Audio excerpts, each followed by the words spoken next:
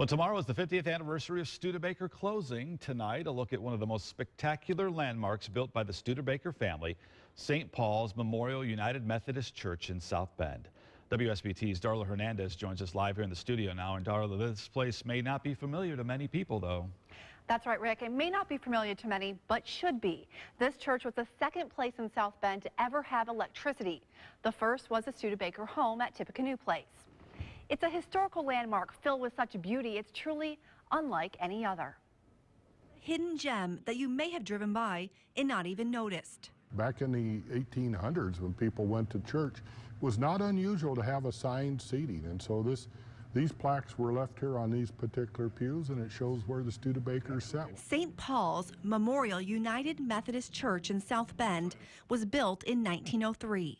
Clem and Ann Studebaker paid for everything and also had a say in naming the church. And while they were there in Munich, Germany at the Meyer Glass Works, he saw the beautiful stained glass window that's in our sanctuary. It depicts St. Paul preaching on Mars Hill from the book of Acts.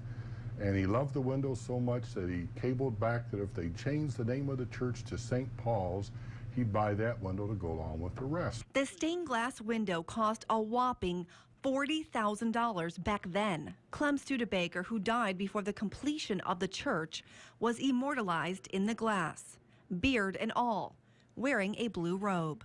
The beauty and artwork throughout the church is priceless.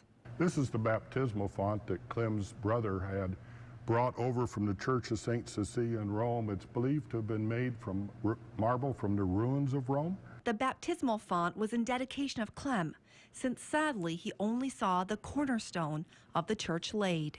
It's believed that the artwork dates back to 11 or 1200. It's thought to be the oldest baptismal font in America, and we still baptize people with it.